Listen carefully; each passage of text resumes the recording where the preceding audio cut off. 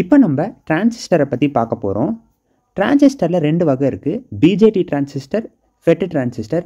பிஜேடினா bipolar junction transistor, ஃபெட்னா field effect transistor. இதில் நம்ம பிஜேடி பற்றி பார்க்க போகிறோம். பிஜேடிலையும் 2 வகை இருக்குது. NPN transistor, PNP transistor. என்பிஎன்னா பி டைப் செமிகண்டக்டர்ஸை நடுவில் வச்சு அதுக்கு மேலேயும் கீழேயும் என் டைப் செமிகண்டக்டர்ஸை சாண்ட்விச் பண்ணுவாங்க. இதே பிஎன்பினா என் டைப் செமிகண்டக்டர்ஸை நடுவில் வச்சு மேலேயும் கீழேயும் பி டைப் செமிகண்டக்டர்ஸை வைப்பாங்க. இப்போ இதில் நம்ம என்பிஎன்னை எடுத்துக்கலாம். என்பிஎனில் லெஃப்ட் ஹேண்ட் சைடில் இருக்கிற எண்ணோட ஒரு டெர்மினலை கனெக்ட் பண்ணியிருப்பாங்க ஒயரை. அதை நம்ம பார்த்தீங்கன்னா எமிட்டர்னு சொல்லுவோம். இதே ரைட் ஹேண்ட் சைடில் இருக்கிற என் டைப் செமிகண்டக்டர்ஸோட ஒரு டெர்மினல் கனெக்ட் பண்ணியிருப்பாங்க. அதை நம்ம கலெக்டர்னு சொல்லுவோம். அப்புறம் அந்த நடுவில் இருக்கிற பி டைப் செமிகண்டக்டரோட கனெக்ட் பண்ணியிருக்கிறத நம்ம பேஸ்னு சொல்லுவோம்.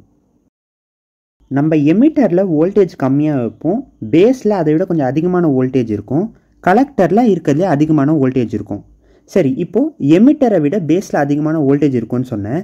ஸோ அப்போ என்ன ஆகும்னா ஃபார்வர்ட் பயாஸ் ஆகும். அதாவது லெஃப்ட் ஹேண்ட் சைடில் இருக்கிற என் டைப்லேயும் நடுவில் இருக்க பி டைப்புக்கும் நடுவில் இருக்க ஜங்ஷன் இருக்குல்ல, அதுக்கு ஃபார்வர்ட் பயாஸ் ஆகும். ஃபார்வர்ட் பயாஸ்னால் என்ன நடக்கும்?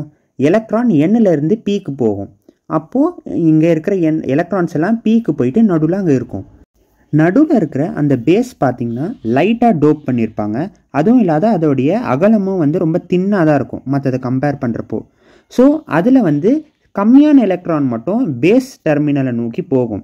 இப்போ மீதி இருக்கிற எலக்ட்ரானில் என்ன ஆகும்னு கேட்டிங்கன்னா, நான் என்ன சொன்னேன், பேஸை விட கலெக்டரில் அதிகமான பொட்டென்ஷியல் இருக்குன்னு சொன்னேன். அப்போது பேஸை விட கலெக்டரில் அதிகமான பொட்டென்ஷியல் இருக்குன்னா அப்போ ரிவர்ஸ் பயாஸ் நடக்கும். அப்போ பார்த்திங்கன்னா டெப்ளீஷன் ரீஜன் அதிகமாகும். இப்போ டெப்ளீஷன் ரீஜன் அதிகமாச்சுன்னா எந்த கேரியர்ஸ் ஈஸியாக போக முடியும்? மைனாரிட்டி கேரியர்ஸ் அதிகமாக போக முடியும். இப்போ பி டைப் செமிகண்டக்டர்ன்றது பாசிட்டிவ், அதில் எது மைனாரிட்டி? எலக்ட்ரான் தான் மைனாரிட்டி. அப்போது அதுலேருந்து இப்போ நம்மளுக்கு ஏற்கனவே பி டைப்பில் அதிகமான எலக்ட்ரான்ஸ் இருக்குது. அப்போ அது மைனாரிட்டி கேரியர்ஸாக இருக்கனால அது அந்த எலக்ட்ரிக் ஃபீல்டை ஈஸியாக தாண்டி போயிட்டு கலெக்டரை நோக்கி போயிடும். ஸோ அப்போ நம்மளுக்கு கலெக்டரில் அதிகமான கரண்ட் வரும். இப்போ இந்த டிரான்சிஸ்டர் என்ன யூஸ் ஆகுதுன்னா, இந்த பேஸில் இருக்கிற கரண்ட்டை நீங்கள் கொஞ்சோண்டு சேஞ்ச் பண்ணாலே இந்த கலெக்டரில் இருக்கிற கரண்ட் அதிகமாக சேஞ்ச் ஆகும். ஸோ அதனால் நம்மளக்கிட்ட இருக்கிற சின்ன சிக்னல்ஸை கூட நம்மளால் ஆம்ப்ளிஃபை பண்ண முடியும். அது மட்டும் இல்லாத இந்த பேஸில் இருக்கிற கரண்ட் மூலமாக இந்த கலெக்டருக்கு கரண்ட் போகணுமா வேணாமான்னு கூட நம்மளால் சொல்ல முடியும். ஸோ அதனால் இது ஒரு ஸ்விட்சாகவும் ஆக்ட் ஆகும்.